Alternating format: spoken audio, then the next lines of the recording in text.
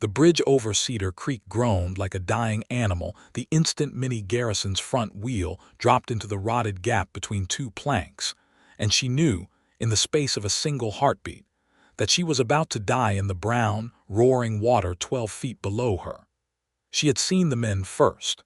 That was the strange thing she would remember later, when the fear had drained out of her and left only cold, clear memory behind. In the gray hush just after dawn, with fog still clinging to the willows and the spring thaw sending Cedar Creek boiling over its banks in a way no one in Palo Pinto County had seen in 3 years, she had glanced downstream toward the bend, where the water slowed against a stand of cottonwoods, and she had seen 2 riders standing their horses at the water's edge, wrestling something long and wrapped in canvas off the back of a pack horse. She had seen it go into the water with hardly a splash, swallowed at once by the current, and she had thought, absurdly, of a hog carcass being dumped for the catfish, until the shape of it, the terrible stillness of it, told her otherwise. That was the moment her wagon wheel found the rotted plank. The bridge had not been maintained in 2 years, not since the county commissioner's funds for creek crossings had been quietly redirected, townsfolk said, toward grading a private road up to the Croft silver mine in the hills above Willow Bend. Minnie did not know that yet, not with certainty, though she would learn it soon enough. All she knew in that instant was that the whole structure was shuddering under her mule team, that the near plank had snapped clean through, and that her wagon was tipping sideways with a slow, sickening inevitability toward the swollen water. She heard hoofbeats before she heard anything else, thundering hoofbeats coming hard and fast along the near bank, and a man's voice shouting something she could not make out over the roar of the flood. Then the bridge gave way entirely beneath her, timbers cracking like rifle shots, and she felt herself falling, the reins torn from her hands, the mules screaming, and she had time only to think of her father's voice long ago, telling her that when a horse goes down under you, you kick free and you roll, and she tried to do that, tried to throw herself clear of the collapsing wagon bed toward the near bank instead of the deep water. A hand closed around her wrist like an iron cuff. She would remember, forever after, the strength of that grip, and the sight of the man who owned it, leaning far out of his saddle at a full gallop, one boot barely hooked in the stirrup, his body stretched flat along his horse's neck as the animal skidded to a stop at the very lip of the crumbling bank. He hauled her up and across his saddle bow in the same motion his horse used to lunge backward away from the collapsing bridge, and for one long, terrible second Minnie hung suspended between the falling wagon and the solid ground, her skirts snapping in the wind, the black water rushing beneath her boots close enough to spray her face with cold droplets. Then she was against his chest, one arm locked around her ribs, and the horse was scrambling up the bank on its hindquarters, and behind them the last of the bridge folded into the creek with a crash that sent a wave of brown water surging over both banks. Her wagon, her trunk of primers and slates, her carefully hoarded chalk and paper, all of it vanished downstream in an instant, tumbling end over end in the flood. "I have got you," the man said, close to her ear, his voice rough with the effort of the ride but steady, so steady, as though catching falling women off collapsing bridges were an ordinary Tuesday's work. "You are all right. I have got you." Minnie could not speak for a long moment. She was shaking, her fingers knotted into the front of his coat, and beneath her cheek she could feel his heart slamming as hard as her own. When she finally lifted her head, she found herself looking into a pair of gray eyes set in a sun-browned face, a few days' stubble along a strong jaw, and an expression of such fierce, focused concern that it startled her nearly as much as the fall had. "My wagon," she managed. "My supplies, the school books, are gone downstream, ma'am, and there is no getting them back today." He eased the horse to a walk, still holding her steady against him, and glanced over her head toward the ruined bridge, the raw broken ends of timber jutting up from the water like broken teeth. "Bridge has been rotten as an old stump for a year. County never did send a crew out to shore it up. I am just glad I was close enough to hear you cry out." I did not cry out, she said, a little unsteadily, and something in her voice must have carried more indignation than fear, because a corner of his mouth twitched. No, ma'am, I don't suppose you did. Sturdy sort, are you? Under different circumstances, Minnie might have laughed. She was, in fact, feeling anything but sturdy, her knees gone to water, her breath still coming short. But the memory of what she had seen before the bridge fell rushed back over her with sudden force, driving out everything else, even her fear. I have to get to the marshal, she said. Right away, this instant. The cowboy, for that was plainly what he was, in his worn chaps and dusty hat and the coiled rope hanging from his saddle horn, a man who had clearly been working cattle nearby when he heard her wagon go into the creek, drew rein and looked down at her with new attention. The marshal, he repeated. Ma'am, you have just about drowned. I expect the marshal can wait until you have caught your breath and dried your skirts. No, Minnie said, and she made herself meet those gray eyes squarely, though her teeth had begun to chatter from the cold water that had soaked her hem. He cannot. Before the bridge went, I saw two men on the far bank. They were putting something into the creek, something wrapped in canvas, and it was, she stopped, swallowed. I believe it was a body, sir. I believe I just watched two men dispose of a body in Cedar Creek. For a long moment, the cowboy said nothing at all. Then he turned his horse's head toward the smoke rising from Willow Bend's chimneys half a mile distant, and he said, in a voice gone flat and hard, "Then we had better ride." He introduced himself only as they came within sight of the town's first buildings, as though the matter of names had been entirely secondary to the matter of getting her to safety and then to the law. "Henry Sawyer," he said. "I trail cattle for the Lonesome Star, out of Colonel Whittaker's spread west of here. I was gathering strays off the flat when I heard your wheel go through." "Minnie Garrison," she answered. "I have come to open the school, or I had hoped to before this morning's difficulties."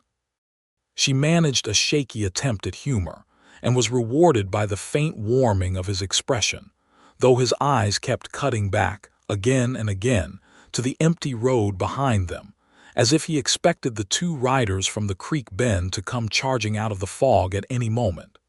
They did not. But Henry Sawyer did not relax his watchfulness until they had passed the first scattered houses of Willow Bend and come out onto the town's single wide street, mud-churned and busy, even at this early hour, with wagons and horsemen making the most of the thaw to move goods that had been frozen in place all winter. He drew rein in front of a squat frame building with a hand-lettered sign reading Town Marshal, and he was off his horse and reaching up for her before she had even gathered her wits to dismount on her own. "Easy," he said, when her knees nearly buckled as her boots hit the mud. "You have had a hard morning, Miss Garrison." "I have had a hard morning," she agreed, and let him keep one steadying hand at her elbow as they went up the two wooden steps together and through the door. Marshal Otis Cobb was a heavy-set man well past 50, with a gray mustache stained yellow at its center from tobacco, and he looked up from a stack of papers on his desk with the weary irritation of a man who had already decided, before hearing a word of it, that whatever brought a soaked young woman and a cattle drover into his office at this hour was not going to be worth the trouble of rising from his chair. "Marshal," Henry said before Minnie could speak, "this is Miss Minnie Garrison, come to teach the school. Her wagon went through the Cedar Creek Bridge not 20 minutes past, and before it did, she saw two riders dumping something into the water downstream. Something she believes was a body." Cobb's mustache twitched. He looked at Minnie the way a man looks at a horse he suspects of having a spavin, assessing, doubtful. "You saw this yourself, ma'am, in the fog at that hour from a moving wagon." "I saw it clearly enough," Minnie said. She kept her chin level and her voice even, though the cold and the shock were both still working through her, and she had to press her hands flat against her wet skirts to keep them from trembling as she spoke. "Two men, on horseback, at the bend below the bridge where the cottonwoods stand. They had a pack-horse between them, and they were lifting something long, wrapped in canvas, off its back and into the current. It did not float the way driftwood floats. It went down and did not come up. Could have been anything," Cobb said. "Dead calf, sack of feed gone bad. Man's imagination plays tricks in a fog, especially a lady's, if you will pardon my saying so. Minnie felt heat rise in her face, and beside her she saw Henry Sawyer's jaw tighten. "Marshal," Henry said, "I have known Miss Garrison exactly 40 minutes, so I cannot speak to the general reliability of her imagination. But I can tell you she did not imagine that bridge falling in under her, and she did not waste a single breath on hysterics before she asked me to bring her here instead of to a doctor. That is not the behavior of a woman inclined to see phantoms in the fog." Cobb's eyes moved from Henry to Minnie and back again, and something in his expression shifted, some calculation Minnie could not read passing behind his tired eyes. "Whose men were they? Did you know them?" "I could not say for certain," Minnie admitted. "It was still half dark and they were some distance off, but one of them rode a horse with a wide white blaze down its face and wore a long yellow oilskin coat." For just a moment, something flickered across Cobb's face that might have been recognition, quickly smoothed away. "Half the hands in this county wear yellow oilskins in a wet spring," he said. "But I will send Deputy Yeager down along the creek this afternoon, once the water drops enough to look. If there is anything to find, we will find it. In the meantime, Miss Garrison, you had best get yourself dry and warm before you take a chill." He returned his attention to his papers in a manner that made plain the interview was, so far as he was concerned, concluded. Outside, the mud sucking at their boots, Henry Sawyer looked down at Minnie with an expression somewhere between apology and anger. "That was not much of a reception for a lady who nearly drowned this morning." "No," Minnie agreed, "it was not." She looked back at the marshal's office, at the smoke curling from its stovepipe, and something hard and stubborn settled into her chest, the same feeling she had carried with her all the way from Austin, when the town council of Willow Bend had written to say that perhaps a school was not, after all, a necessity the town could afford, and she had written back that she would come regardless and let the town decide once she had. "But I did not imagine what I saw, Mr. Sawyer. And I do not intend to let Marshal Cobb's doubts be the last word on it." Henry studied her for a long moment, rain beginning to spatter down again from a sky still heavy with the tail end of the storm that had swollen Cedar Creek in the first place. "No," he said at last, and there was something like respect in it. "I do not expect you will." Deputy Yeager found the body that afternoon, snagged against a fallen cottonwood a half-mile below the ruined bridge, and by supper time the whole of Willow Bend knew that the drowned man was Jonas Whitfield, a miner who had gone missing from the Croft silver mine some 6 weeks before, at a time when the mine's paymaster had told his young wife that Jonas had simply run off owing the company's store more money than he cared to work off, a common enough story in mining camps, and one that nobody in town had thought twice about at the time. Minnie learned all of this second-hand, from the woman who kept the boarding house where she had taken a room, a sharp-eyed widow named Mrs. Petrie, who seemed to know everything that happened in Willow Bend before the participants themselves had finished doing it. "Drowned, they are saying," Mrs. Petrie reported over a supper of beans and cornbread. "Caught in the flood trying to cross the creek on foot. The fool, though what he would have been doing out that way in the middle of the night is anybody's guess." "He did not drown," Minnie said quietly. "He was put into the water already dead, wrapped in canvas, by 2 men on horseback who wanted it to look otherwise." Mrs. Petrie's spoon paused halfway to her mouth. "You want to be careful who you say that to, Miss Garrison. Silas Croft owns near everything worth owning in this county, and men who cross him have a way of finding their contracts called in, or their credit cut off, or worse." "I am not asking permission to say it," Minnie answered.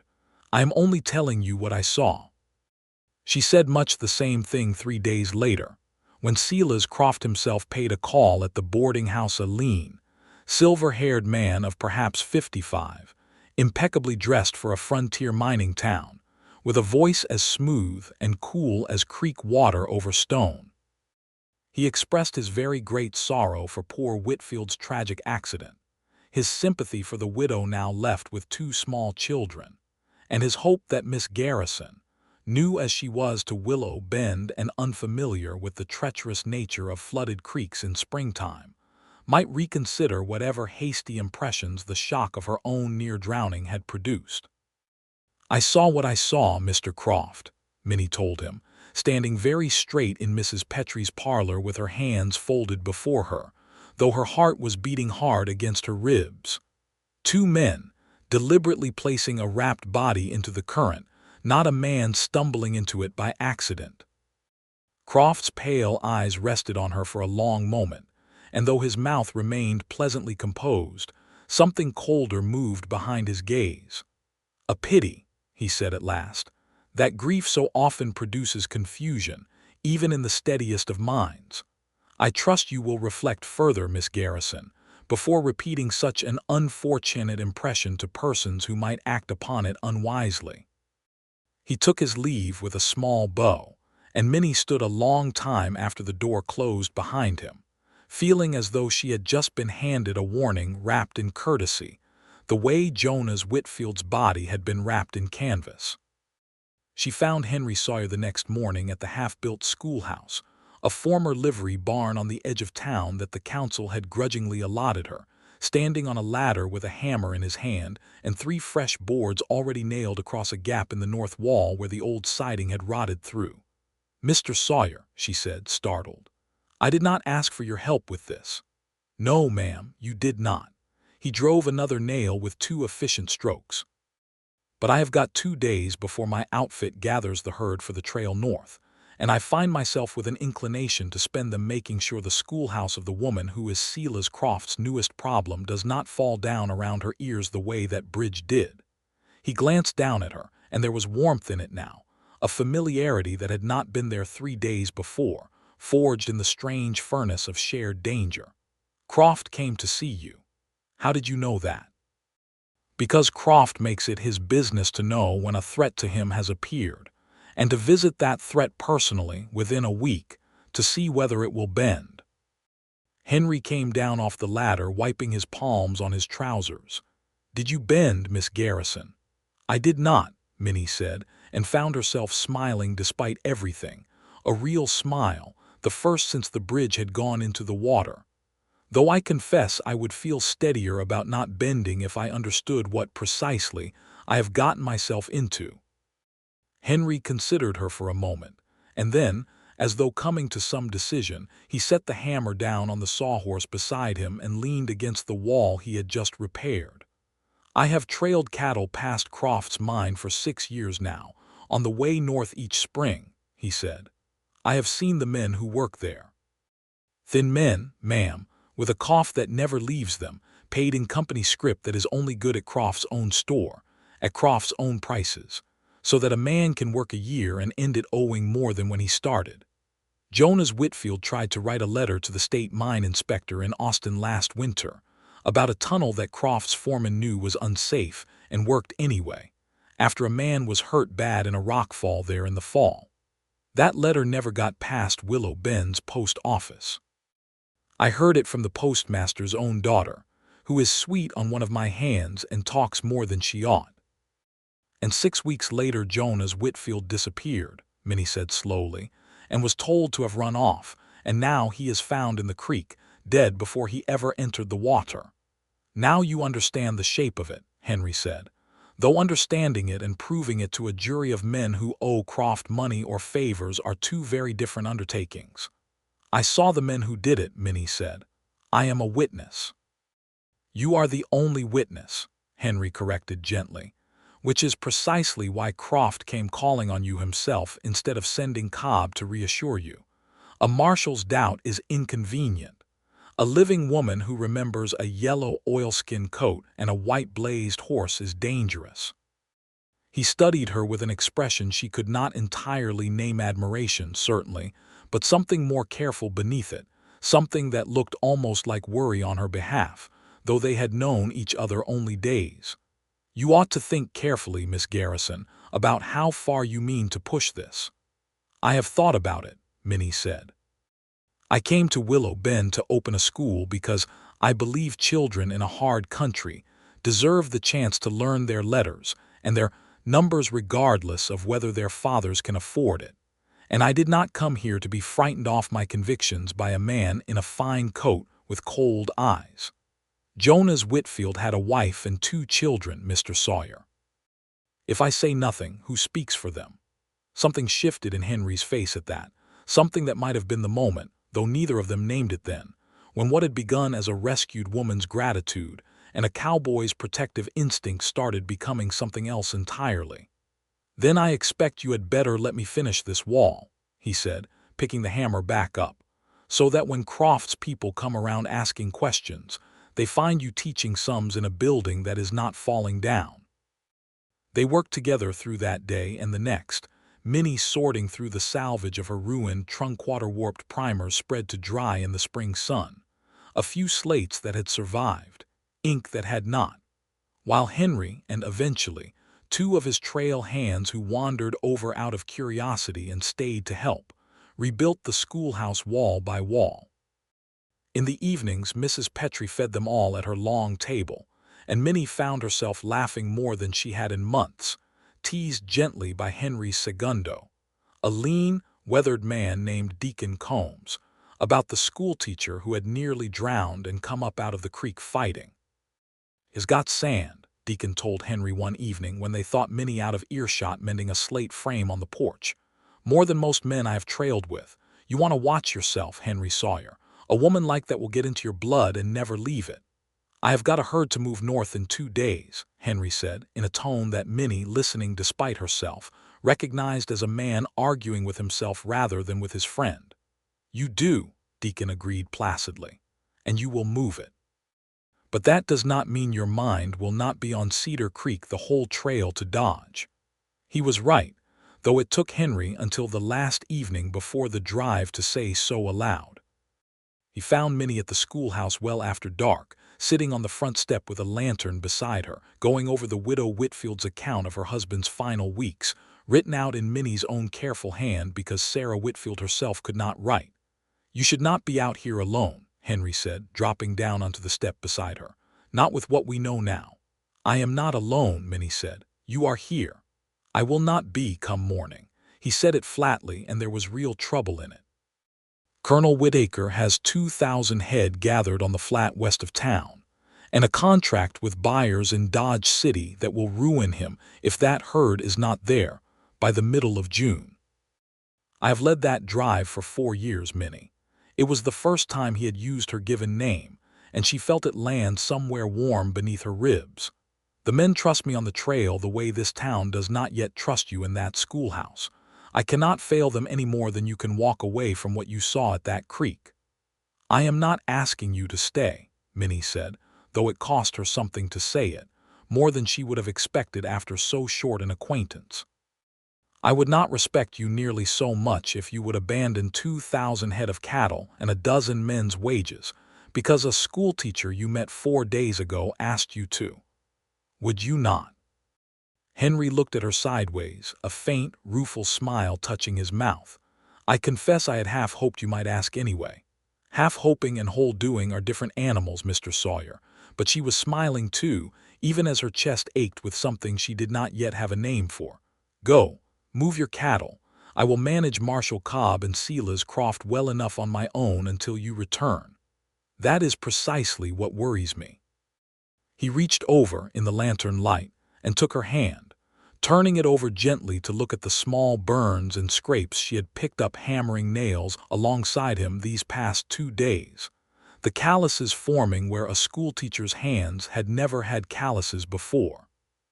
"Promise me you will not go out to the mine yourself, chasing evidence. Promise me you will keep to town and keep Mrs. Petrie or the mayor's wife near you, and if Croft's men so much as look at you crosswise, you will send word to Cobb, whatever good that fool Marshal is worth." "I promise to be careful," Minnie said, which was not quite the same promise, and they both knew it, but Henry let it stand, perhaps because the alternative was an argument neither of them wanted on their last night before a 2,000-mile absence measured in weeks rather than miles. "I will send word when I can," he said instead. "There is a relay of riders that carries mail back down the trail to the home ranches. when a man has a letter worth sending. I mean to make use of it. I will hold you to that, Henry Sawyer." She said his full name deliberately, the way he had said hers, and something passed between them in the lantern light that was not yet a declaration, not yet a promise of the deepest kind, but was unmistakably the seed of one. He left before dawn the next morning, and Minnie stood at the edge of town in the gray pre-dawn light and watched 2,000 head of longhorn cattle stream past like a slow brown river, dust rising even through the mud, the calls of the drovers echoing strange and lonesome across the flats, and somewhere in the midst of that moving mass, Henry Sawyer on a rangy sorrel horse, who turned once in his saddle to find her among the scattered townsfolk who had come out to watch the spectacle, and touched the brim of his hat to her before the dust and distance swallowed him. The weeks that followed were, for Minnie, a strange braid of ordinary triumph and mounting danger. On the ordinary side, her schoolhouse opened its doors on the second Monday of April to 11 pupils, ranging from 6 years old to 14, children of the town's merchants and 2 families of miners who had defied Croft's unspoken disapproval to send their sons and daughters to learn their letters. Minnie discovered, with the fierce satisfaction of a woman finally doing the work she had trained for, that she loved it exactly as much as she had hoped she would the scratch of slate pencils, the slow miracle of a child's face opening with understanding, the particular pride of a mining family's boy who read his first full sentence aloud and looked up at her, as though she had handed him a piece of gold. On the dangerous side, someone slashed the schoolhouse's new canvas window coverings in the night, not a week after she opened, and left no other mark beyond that single act of quiet malice. A delivery of primers she had ordered from San Antonio arrived at the freight office, and then, mysteriously, did not arrive at the schoolhouse, the freight agent swearing they had simply been lost in transit. And Sarah Whitfield, whose written account of her husband's final months had grown into the beginning of real evidence, came to Minnie one evening white-faced and shaking, to say that Croft's mine superintendent had visited her that afternoon to remind her that the little house she and her children occupied belonged to the Croft Mining Company, and that widows behind on their rent sometimes found themselves obliged to seek other lodgings.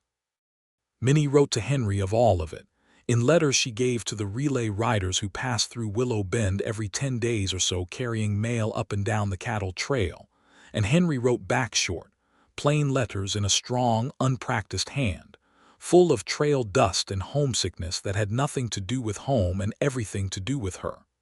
"We crossed the Red River yesterday, high with the thaw, lost 2 calves but no men. I think of you at that schoolhouse more than a trail boss ought to think of anything but his herd. Deacon says I have gone soft. I tell him I have simply gone honest. And later, from further north, tell Sarah Whitfield she is not alone in this.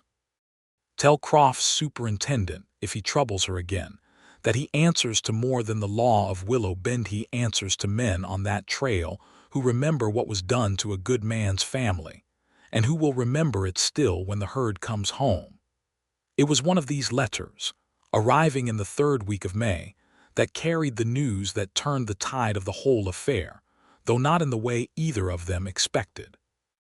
A young mine clerk named Amos Riddle, conscience-stricken after Jonas Whitfield's death and emboldened by the schoolteacher's evident refusal to be silenced, slipped a set of company ledgers to Minnie one night at the schoolhouse, wrapped in a feed sack and left on her doorstep with no note but his trembling presence in the shadows across the street, watching to be sure she found them before he vanished into the dark.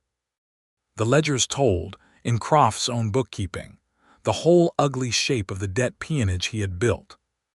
Wages paid entirely in company scrip, prices at the company store inflated far beyond any honest markup, medical costs and tool rentals and safety deposits, charged against each man's account so that few miners ever cleared their debt, and a column, chillingly plain, recording that Jonas Whitfield's balance had been marked paid in full on the same date the mine's own timekeeper had recorded him absent from work, 6 weeks before his body surfaced in Cedar Creek.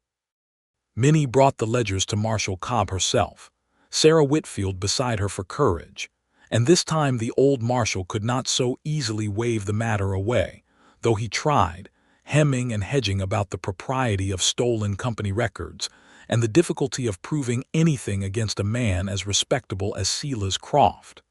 It was the town itself that began, slowly, to turn.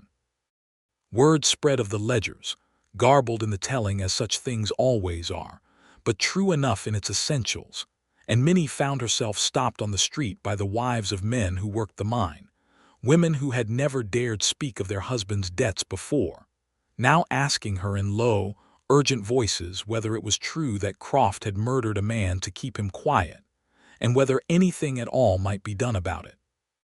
It was into this uneasy, shifting town that a rider came pounding in on a lathered horse on the last day of May, not from the mine or from Croft's men, but from the north, from the direction of the trail, and Minnie's heart seized in her chest before she even recognized the rider as one of Henry's own hands, young Pete Yancey, no more than 19, mud-caked to his hat brim.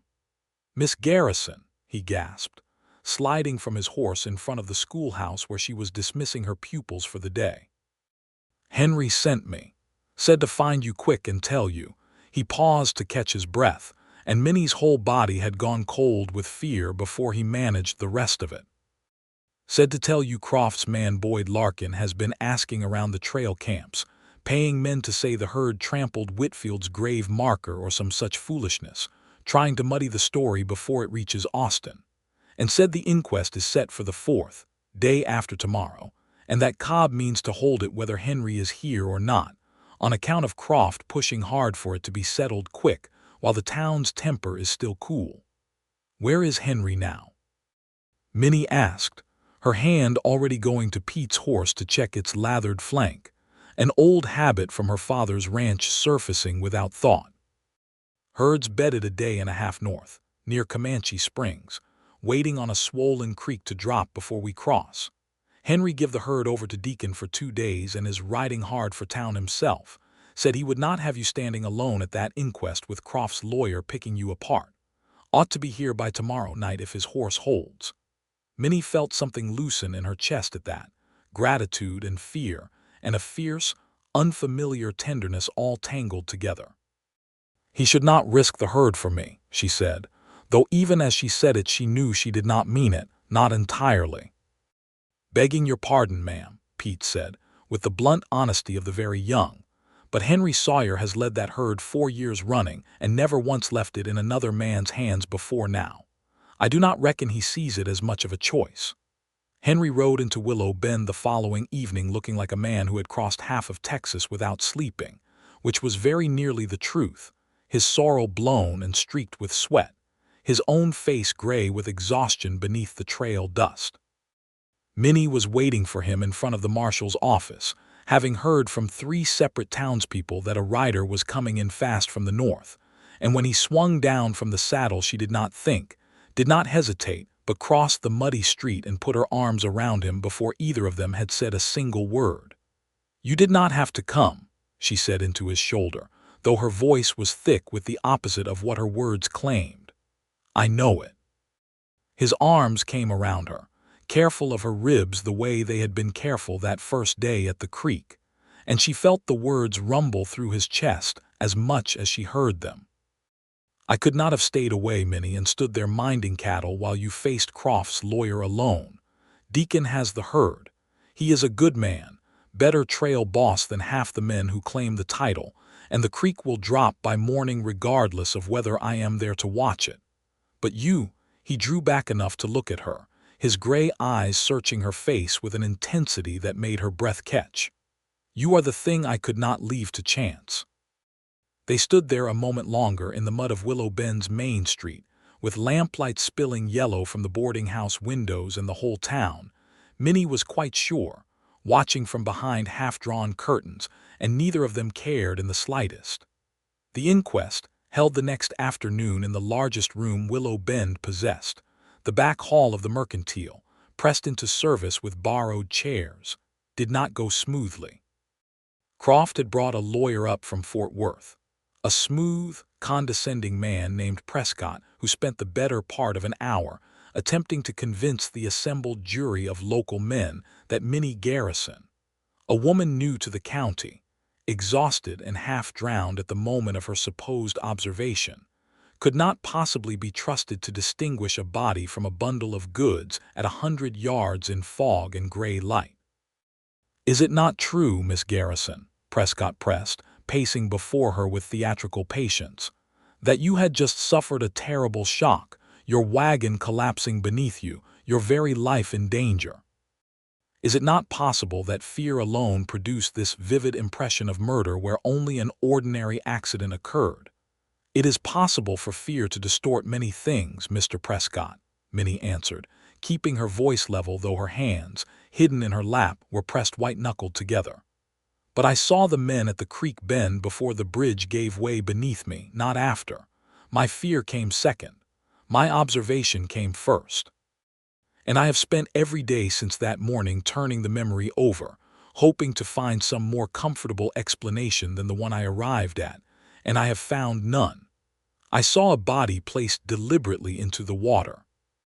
I have since learned that the man was Jonas Whitfield, marked paid in full in Silas Croft's own ledgers on the very day he vanished from his work, though by every other account he owed the company a debt he could not possibly have cleared." A murmur ran through the crowded room at that, and Prescott's composure flickered for the first time. He turned quickly to attack the ledgers instead, calling them stolen property, inadmissible, the product of a disgruntled clerk's imagination. But Sarah Whitfield rose from her chair before he had finished, her voice shaking but clear. "My husband tried to write a letter to the state mine inspector," she said, "about a tunnel that had already hurt one man, and not 2 weeks after he gave that letter to the postmaster, Mr. Croft's foreman came to our house and told him, kindly as you please, that he ought to be more careful what he sent through the mail, since letters had a way of going astray in a mining town, and men had a way of following their letters. 6 weeks later my husband was dead, and I was told he had run off owing money he had, by that very ledger, already paid." The room had gone entirely silent. Even Marshal Cobb, presiding uncomfortably at the front table, seemed to have forgotten to chew his tobacco. It was into that silence that Henry Sawyer spoke, standing at the back of the room where he had waited, unwilling to crowd Minnie's testimony with his own presence at the front. "I have led cattle past that mine for 6 years," he said. "I have watched the men who work there grow thinner each season, coughing worse each spring, while Silas Croft's house grows finer. I am not from Willow Bend, and I have no stake in this beyond what any honest man ought to have when murder is done and covered over with a lie. But I will say this plainly, Miss Garrison did not imagine what she saw. I have trailed a herd of 2,000 head across half of Texas on less certain evidence than the word of the woman who pulled herself half-drowned from Cedar Creek and rode straight to the marshal's office rather than to a doctor's bed, because she believed a dead man's family deserved the truth more than she deserved her own comfort. It was not, in the end, Henry's words or Minnie's testimony or even Sarah Whitfield's grief that finally broke the case wide open, though all of them mattered. It was a small, hard fact that emerged almost by accident, when Deputy Yeager, sent at last to search the creek bend properly, found a single brass coat button snagged in the bark of a cottonwood exactly where Minnie had said the men were standing, a button that matched precisely the yellow oilskin coats issued to Croft's mine foreman, and which Boyd Larkin, when confronted, could not account for missing from his own coat, worn thin and unraveling at that very button's place, though he blustered that any man might lose a button in 6 weeks' time. The inquest ended inconclusively that day, Cobb unwilling to commit himself fully against a man of Croft's, standing without stronger proof than a button and a widow's grief. But the tide of the town had turned in a way that could not be reversed. Whispers followed Boyd Larkin down the street now, and men who had once tipped their hats to Silas Croft began, quietly, to look the other way when he passed. Henry had only 2 days before he was obliged to ride north again and rejoin his herd, And Minnie found those 2 days both sweeter and more painful than anything that had come before, knowing the parting was fixed and close. They walked out along the rebuilt Cedar Creek Bridge, for the town, shamed at last into action, had sent a crew to repair it properly. And Henry told her, haltingly, things he had never told another living soul. Of a father who had drunk himself into an early grave and a mother who had died of the grief of it. Of the years he had spent as a boy younger than her own pupils, working other men's cattle for a bed and a meal.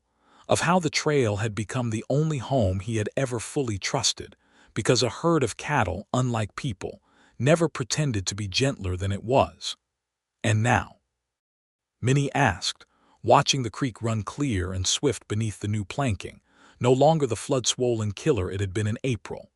Now, Henry said slowly, I have found something I trust a good deal more than any herd, and it frightens me considerably more than any stampede ever has.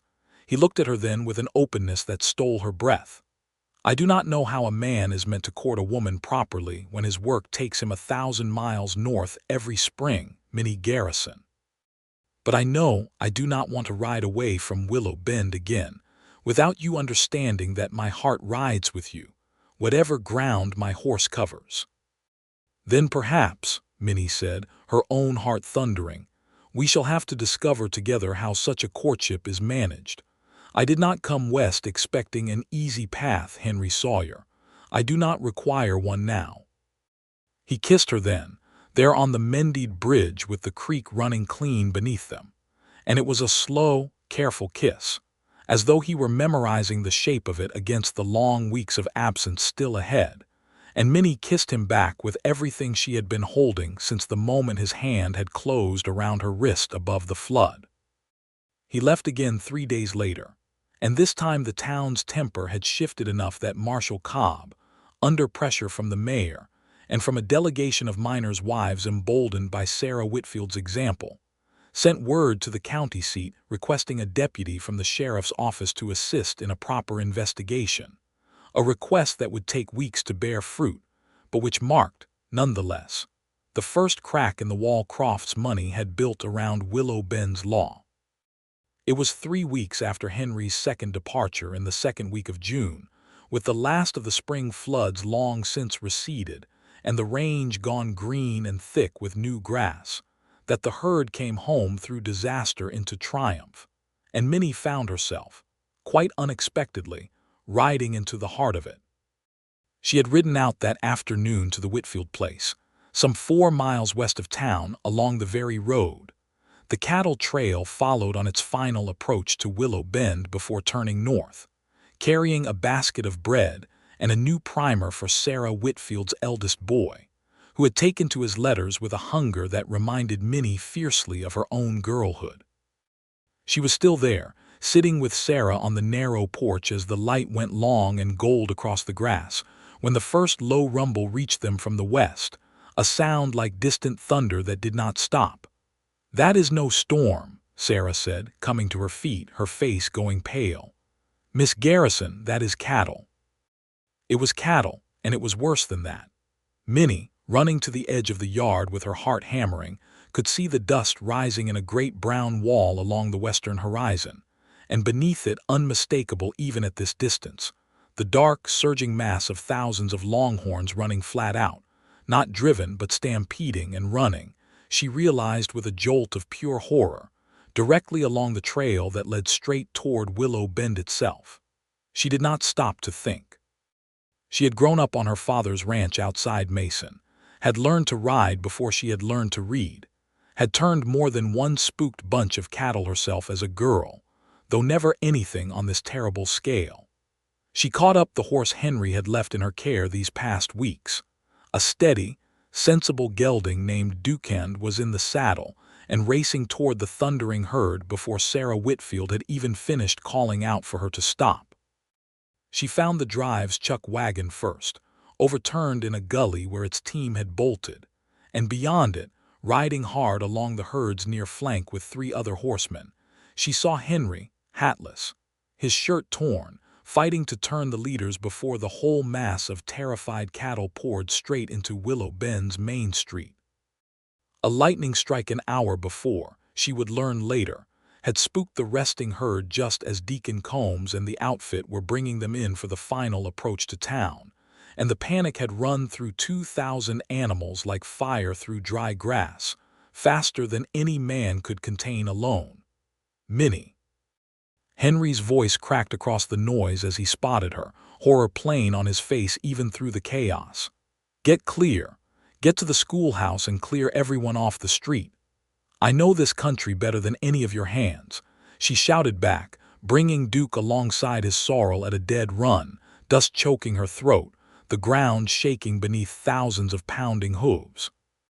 "There is a dry wash a quarter-mile east that opens onto open range. If we can turn the leaders that way before they reach the schoolhouse road, they will run themselves out on open ground instead of through the town." Henry stared at her for one disbelieving instant, and then, because there was no time left for anything but trust, he nodded. "The wash by the old Comanche crossing. The same one my father showed me on a map before I ever left home. Henry, we have to turn them now." Together they cut hard toward the herd's leaders, a handful of huge, wild-eyed steers setting the pace for the terrified mass behind them.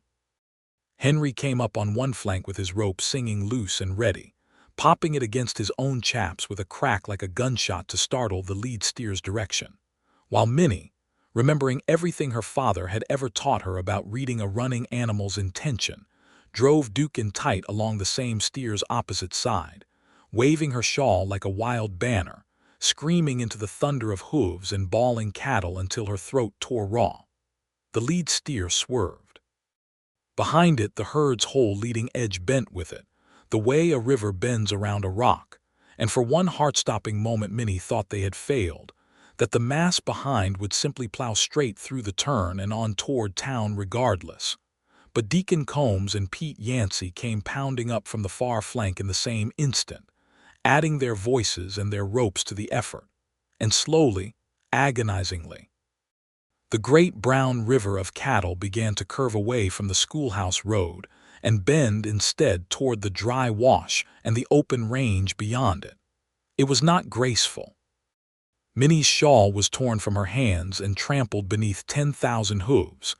Duke stumbled once on the broken ground and nearly went down, and only Henry's shout and her own desperate grip on the reins kept them both upright. A half-grown steer broke from the herd's edge close enough that its horn caught the hem of her skirt and tore it half away. But the herd turned and turned again, until the leading edge poured down into the dry wash exactly as Minnie had promised, and the great thundering mass followed it like water finding its channel, missing the edge of Willow Bend by less than a quarter-mile, running itself out at last on the open grass beyond, until the drovers, exhausted and shaking, were able to bring the stragglers to a stop.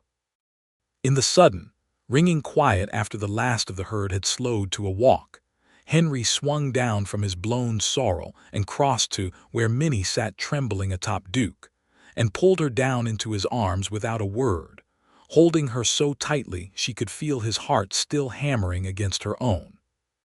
"You could have been killed," he said into her hair, his voice rough and cracked. "I have never in my life been so terrified as I was watching you ride into that." "You were riding into it yourself," Minnie pointed out, though her own voice shook badly enough to undercut whatever composure she had intended. "That is my calling," Henry said. "It was never meant to be yours." "It became mine the moment I saw a way to save this town," Minnie answered, drawing back enough to look at him, dust-streaked and disheveled and entirely unrepentant. "Henry Sawyer, I did not come west to be kept safe in a parlor while other people did the brave and necessary things. I told you that on the day we met, and I meant it." He looked at her for a long moment, and then, astonishingly, given the exhaustion and terror they had both just survived, he laughed, a short, helpless, joyful sound. "No," he said, "I do not suppose you did." He kissed her again, right there in the trampled grass with the herd settling around them and his own men grinning openly at the sight, and this time there was nothing careful or tentative in it at all. It was in the recovery of the overturned chuck wagon, 20 minutes later, that Boyd Larkin's part in the whole affair came, at last, to its final unraveling. The foreman, it turned out, had been riding the range that afternoon on Croft's business, and had been caught up in the panic himself when the lightning spooked not only the drive herd, but a scattering of mine company horses picketed nearby. His own mount, the white-blazed horse Minnie had described that first morning, had thrown him hard against a fence post during the chaos, breaking his arm and leaving him too injured and too frightened to run when Marshal Cobb, summoned by the commotion, arrived to find him. Whether it was the pain, or the terror of the stampede, or simply the accumulated weight of weeks watching the town turn against his employer, Boyd Larkin's nerve broke entirely under Cobb's questioning that evening. He confessed, in a shaking, half-coherent statement witnessed by Cobb, by the newly arrived county deputy, and by Henry Sawyer himself, that Silas Croft had ordered Jonas Whitfield silenced after learning of the letter to the state mine inspector, that Larkin and another hand had been paid $50 apiece to see it done, and the body disposed of quietly, and that Croft had personally falsified the company ledger to make it appear the debt had been settled. In case anyone thought to ask why a man who owed money had simply vanished.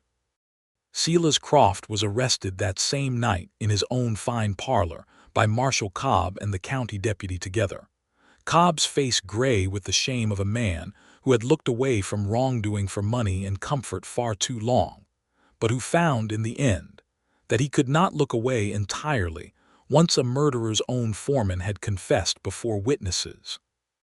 Croft did not resist. He seemed, by every account that reached Minnie afterward, almost relieved to have the pretense finally over, though he maintained to the last a chilly, wounded dignity that fooled no one. The weeks that followed brought a great deal of ordinary, necessary business. A proper trial would eventually be held at the county seat, with Minnie's testimony, and the recovered ledgers and Boyd Larkin's confession, forming the backbone of a case strong enough that even Croft's expensive Fort Worth lawyer could not save him from a conviction that would send him to the state penitentiary at Huntsville for the remainder of his natural life. The mine itself passed, under new management appointed by the company's distant investors, into somewhat more honest hands, and the debt records of every miner on Croft's books were, under pressure from the county and the shame of public scrutiny, substantially forgiven. Sarah Whitfield and her children were given clear title to their small house, free of any further claim by the company, and Sarah herself, encouraged by Minnie, began attending the schoolhouse in the evenings to learn her letters alongside her son. Marshal Otis Cobb resigned his post within the month, telling the town council plainly that a man who had taken Croft's money to look away from wrongdoing, even wrongdoing he had not fully understood the shape of, had no business wearing a badge any longer.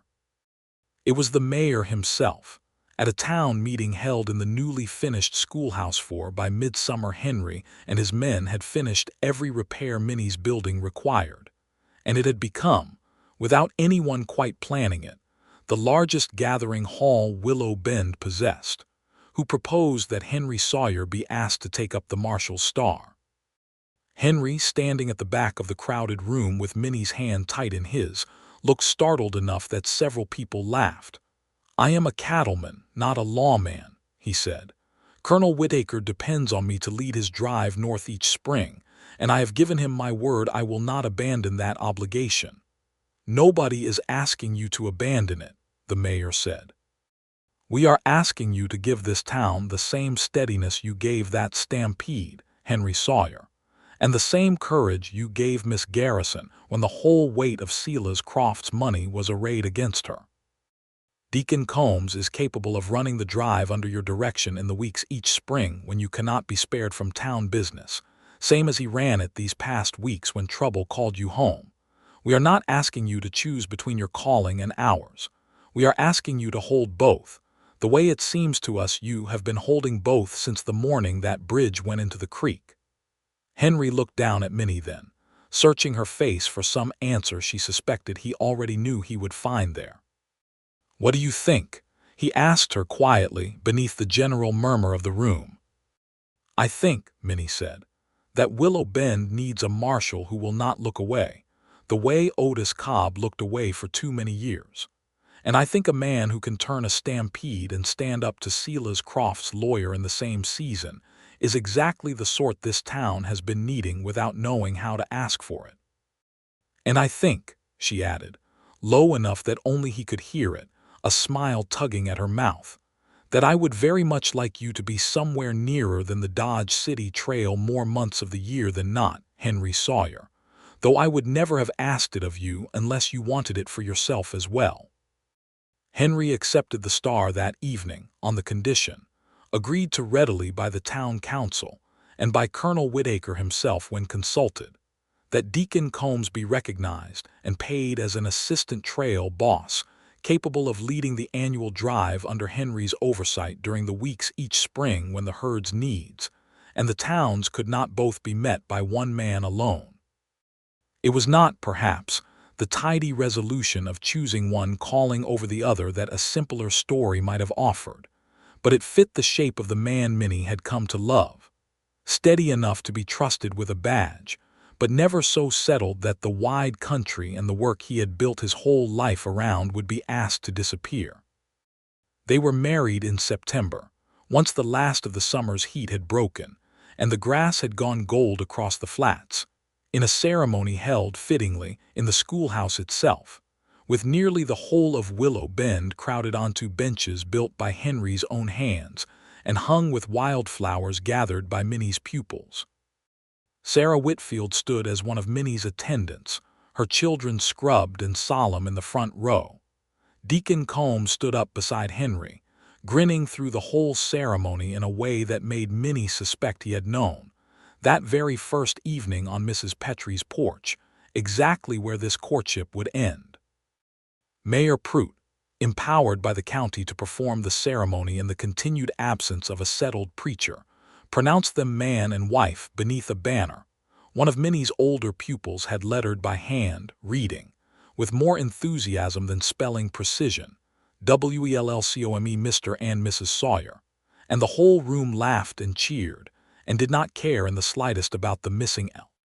Henry gave her, in place of a ring he could not have afforded new, his own mother's small gold brooch reset by the town's blacksmith into a plain band, worn thin with age but warm with the only inheritance he had ever been given worth keeping, and Minnie wore it from that day forward as though it had been forged from something far more precious than gold. That winter, with the trail quiet and the mine running honest under its new management, Henry Sawyer walked his wife to the schoolhouse each morning before beginning his rounds as marshal, and each afternoon he found some reason, some small errand of law or simple longing, to pass by its windows again before supper, watching through the glass as she bent over a pupil's slate or read aloud from some well-worn primer, her face bright with the particular joy of work she had crossed half of Texas to claim. Work that no collapsing bridge and no powerful man's threats had ever once managed to take from her. And when spring came again, and the thaw swelled the creeks once more, and Henry rode north at the head of Colonel Whitaker's herd with Deacon Combs at his side, and the star he wore folded carefully into his saddlebag until his return, Minnie stood at the schoolhouse door with her pupils gathered around her, and watched the dust of 2,000 cattle rise gold against the morning light, and felt no fear at all, only the deep, settled certainty of a woman who had found, in the wildest country either of them had ever known, exactly the man and exactly the life she had been made for, a life in which neither of them had been asked to become smaller for the other's sake, but only together to become more fully and more bravely themselves.